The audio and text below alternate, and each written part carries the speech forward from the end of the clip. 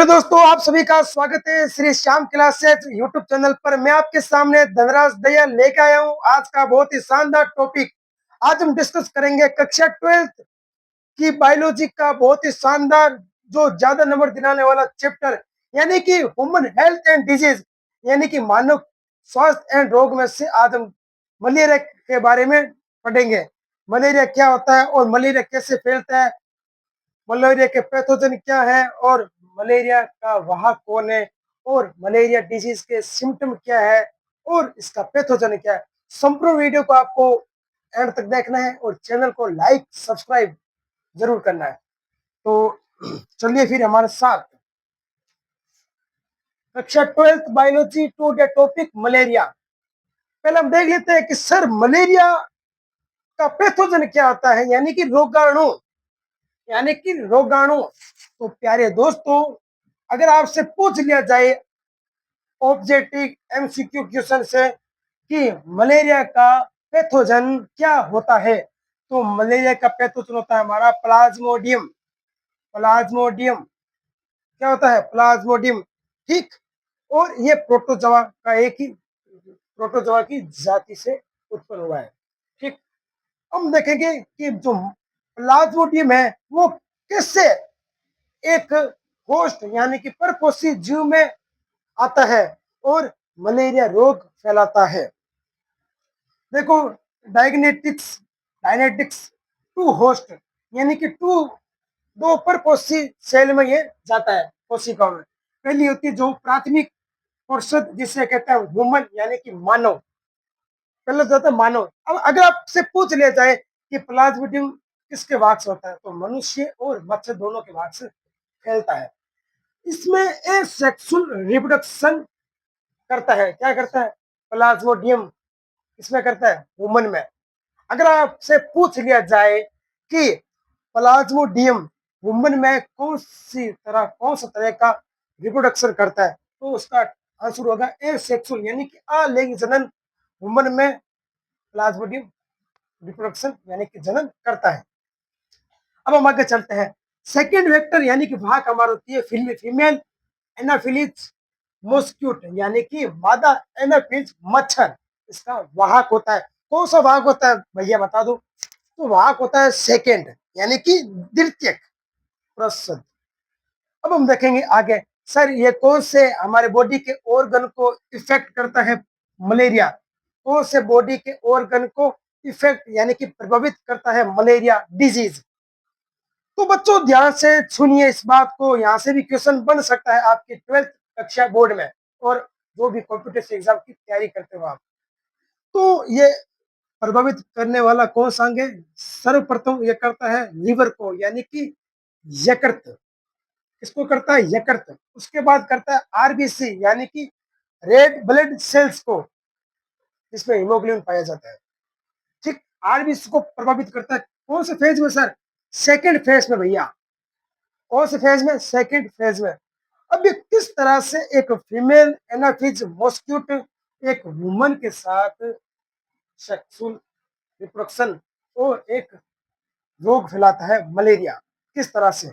देखिए यहाँ पे देखो, फीमेल एनाफिज मच्छर वो स्प्रोजोइट स्प्रोजोइट नामक एक एंजाइम होता है, वो किसमें इंजेक्ट करता है? वुमन में, यानी कि मानव, यानी कि हम, यानी कि ह्यूमन बीइंग, यानी कि होमोसेपियंस। आधुनिक मानव का नाम है होमोसेपियंस, जिसका उद्गम अफ्रीका में हुआ था। कोई हम भी है यार मानव वहां।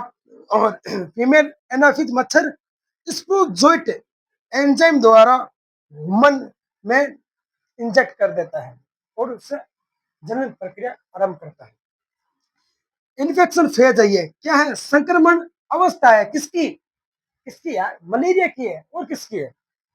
और यहाँ पे क्या होता है? गेमेटोसाइटिस, यानी कि युग्मनज यहाँ निर्माण होता है, जिससे एक मच्छर जनन की प्रक्रिया को संपन्न करता है, पूर्ण करता है। अब हम देखेंगे कि सर भैया मलेरिया की प्रजाति कौन कौन सी है? एनसीईआरटी में दे रखी है मलेरिया की प्रजाति, यानी कि स्पीसीज, यानी कि जातियां। बात करें एक ये, तो जो हम बात कर रहे थे सेकंड वेक्टर में फीमेल एनाफिज मच्छर, इसमें सेक्सुअल रिप्रोडक्शन करता है प्लाज्मोडियम, और ये एक लैंगिक जनन की प्रक्रिया होती है यहाँ पे। ठीक, वहां पे प्रथम तो हम देखी थी एसेक्सुअल यानी कि अलैंगिक जनन प्रक्रिया, और सेकेंड हमने देखा था सेक्सुअल रिप्रोडक्शन यानी कि लैंगिक जनन। अब हम आगे देखेंगे कि मलेरिया की प्रजाति कौन कौन सी है। तो सबसे पहले होती है इसमें स्पीसीज जातियां, प्लाज्मोडियम वाइवेक्स जो नॉर्मल स्पीसीज है यानी कि नॉर्मल जाति है, ज्यादा इफेक्ट नहीं पड़ती बॉडी पर। नेक्स्ट है प्लाज्मोडियम ओवेल, प्लाज्मोडियम मेलराई मलेरियाई, और प्लाज्मोडियम फेल्सीफेरम। भैया प्लाज्मोडियम फेल्सीफेरस बहुत ही डेंजरस और खतरनाक है, इसे मैलिग्नेट भी कहा जाता है। इससे कंपी का बुखार लगता है, कंपी ऐसे कंपी लगती है, ऐसे ठंड वाला बुखार लगता है। आपने अक्सर हमें जो मच्छर काटता है, ज्यादातर जो मलेरिया के मच्छर है वो मादा क्यों काटते हैं, आपने कभी देखा है? आपको पता है कि जो मादा होती है वही खून चूसती है, ह्यूमन बॉडी पर यहाँ टच करती है, यहाँ से खून चूस के और ह्यूमरस बनाती है मादा मच्छर। याद रखना, जो डेंगू होता है ना, सॉरी मलेरिया, मलेरिया का मच्छर हमेशा दिन में काटता है। जो हमारे लंग्स लंग्स लंग्स होते हैं ना, हमारे पैर, लंग्स के जो निचला इलाका है वहां पे मच्छर काटता है, और हमारे पैर दर्द। इसके सिम्टम बता देता हूँ आपको, मलेरिया के कौन कौन से सिम्टम हमें देखने को मिलते हैं। देखो, मलेरिया के सिम्टम हमें कंपकंपी का तेज बुखार लगता है, जिसमें हम कौन से प्रजाति, सॉरी कौन सी स्पीसीज को हम देख सकते हैं, मले प्लाज्मोडियम फेल्सीफेरम को, क्योंकि ये खतरनाक और मेलिग्नेंट ट्यूमर इसे कहा जाता है, और इसमें कंपकंपी बुखार लगता है, और कभी कभार हमें उल्टी, चक्कर और शरीर में कमजोरी होने लगती है, और सिर दर्द होने लगता है। नॉर्मल बात है यार, अगर किसी व्यक्ति को मलेरिया होगा तो कॉन्स्टिपेशन होगी, कब्ज, पेट में दर्द भी होगा, कमजोरी वीकनेस भी होगी, सर दर्द होगा, तेज बुखार होगा 39 डिग्री से 49 डिग्री ज्यादा मलेरिया से। और कभी कभार हमने देखा था हमारे गांव में, इलाकों में, जब मलेरिया हो जाता है किसी को, तो हम उसको बकरी का दूध पिलाते हैं, बकरी का दूध यानी कि गोट मिल्क, और गोट मिल्क के साथ हम नारियल का जूस भी पिलाते हैं। क्यों पिलाते हैं नारियल का जूस, कभी आपने सोचा ये?